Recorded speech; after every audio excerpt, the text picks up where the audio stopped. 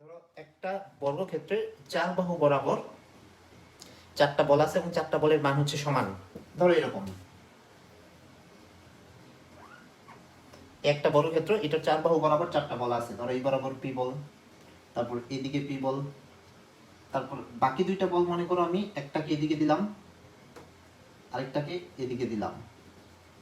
দেখো এই প্রশ্নটাই কিন্তু 4-1 নাম্বার প্রশ্ন। প্রশ্নে কি বলছে যে পি মানের চারটি সমান বল এবিসিডি বর্গক্ষেত্রের, এটা হচ্ছে এবি, ধরো এবিসিডি বর্গক্ষেত্রটা নিয়ে এভাবে নামকরণ করলাম।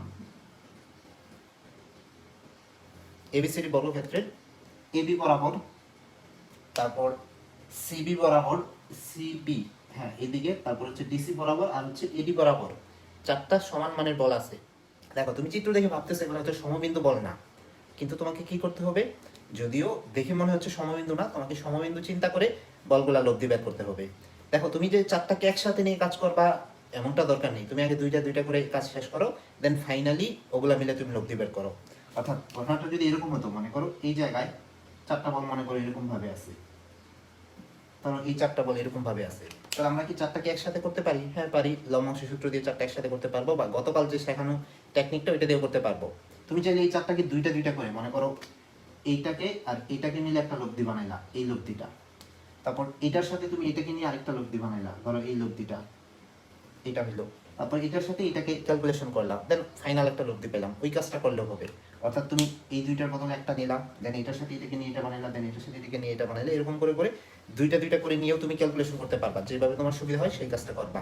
তাহলে এই প্রশ্নের জন্য দেখো আমরা দুইটা দুইটা করে করেই করতেছি, তুমি এদেরকে আলাদা করে সরিয়ে এক বিন্দুতে না নিয়ে এখানেই করতেছি।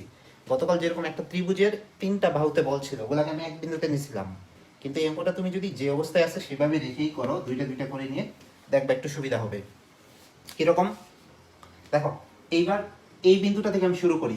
এই এ বিন্দুতে দুইটা বল আছে, মনে করো এদিকে একটা পি বল আর এদিকে একটা পি বল, দুইটা বল আছে এ বিন্দুতে। এই পি বল আর এই পি বল, এই দুইটার লব্ধি আগে বের করো। এই দুইটা লব্ধি বের করা কি খুব সহজ না? আমি একটু অন্য কালার কলম দিয়ে ব্যাপারটা ক্লিয়ার করি। ধরো এই যে পি বল আর এই পি বল, এই দুইটার লব্ধি হচ্ছে এই দিকে থাকবে, ঠিক কর্ণ বরাবর।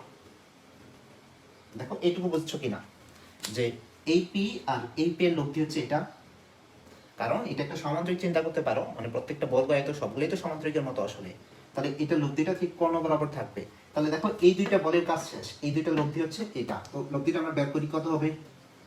তো যেহেতু দুইটা সমকোণে আছে পরস্পর, তার মানে root over p square plus p square plus 2p q cos 90 degree, তার মানে root over p square plus p square, অর্থাৎ রুট 2p হবে, রুট ওভার 2p স্কয়ার যেহেতু, তাহলে এই দুইটা লব্ধি হবে রুট 2p।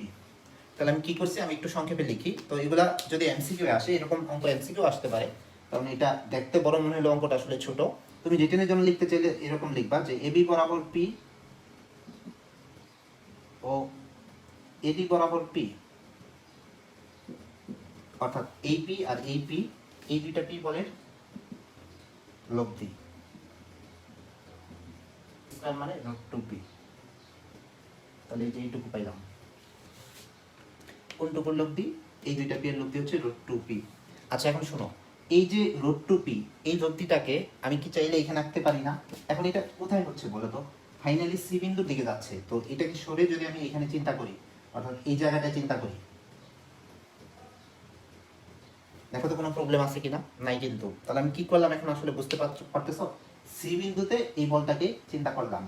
তাহলে এখন সি বিন্দুতে রুট 2p বল আছে, আবার দেখো সি বিন্দু থেকে সিপি এর দিকে পি বল আছে, আবার সি বিন্দুতে এই বলটা আসতেছে, এই যে পি বলটা, তাহলে এই পি বলটাকে সরিয়ে সি বিন্দু থেকে আদি বিন্দু চিন্তা করি। এখন একটু দেখো যে কি হচ্ছে।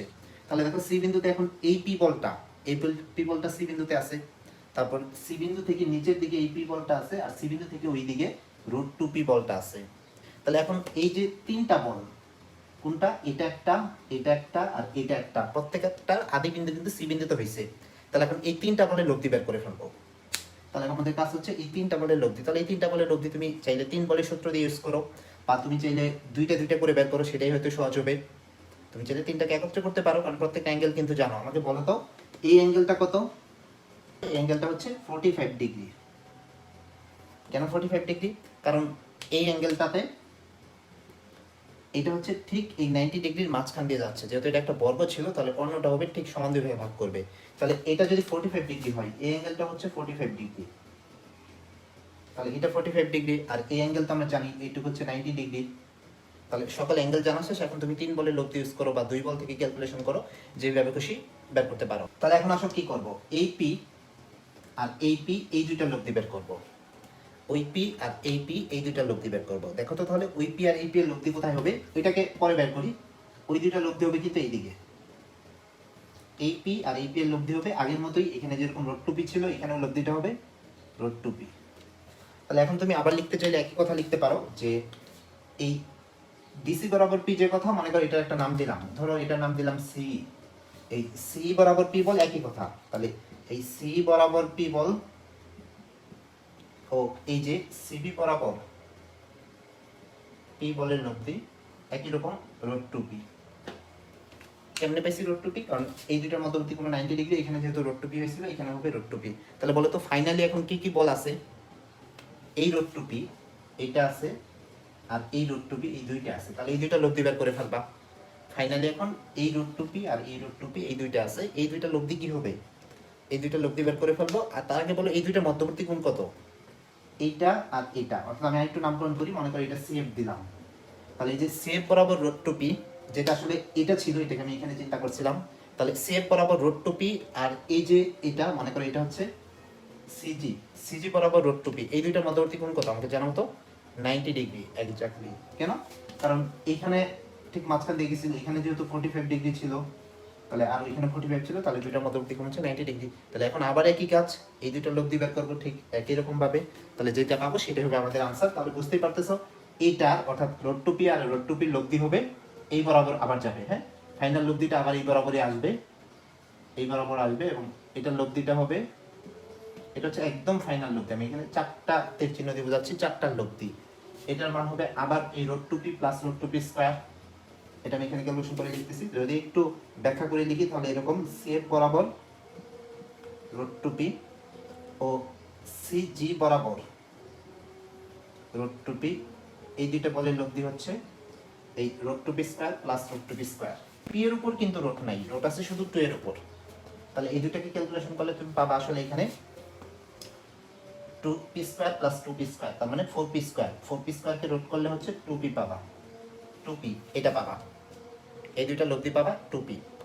তাহলে এখন একটু জানো আমাকে এই 2p এর দিকটা কোন দিকে হবে, দিক হবে এই বরাবর সি এর দিকে, ঠিক আছে, আর বর্ধিত ডিসি এর দিকে। পাশে দিকটা লিখো, দিক তোমার ক্যালকুলেশন করে দেখানোর দরকার নেই, তুমি বুঝতেই পারতেছো, দিকটা হবে সি বরাবর, বলের মান হচ্ছে 2p আর দিক হচ্ছে সি বরাবর। তাহলে তোমাকে কি প্রশ্ন করছিল, লব্ধির মান কত, তাহলে আনসার হচ্ছে লব্ধি সমান 2p, আর তারপর জিজ্ঞেস করতেছে দিকটা কোন দিকে, দিকটা হচ্ছে ডিসি এর বর্ধিত দিকে, বা চিত্রটা এঁকে দিয়ে বলবা সি বরাবর, লব্ধির মান হচ্ছে 2p আর দিক হচ্ছে সি বরাবর। ওকে, এইটুকু বুঝতে পারলে আমাকে একটু জানাও যে বুঝতে পেরেছো, আর না বুঝতে পারলে আমাকে আরেকবার জানাও, আমি আরেকবার তাহলে রিপিট করবো। এটা খুব সিম্পল একটা অঙ্ক। আমরা যাচ্ছি আমাদের পরবর্তী চ্যাপ্টারে, এই চ্যাপ্টারটা বলতে এখানে শেষ করি।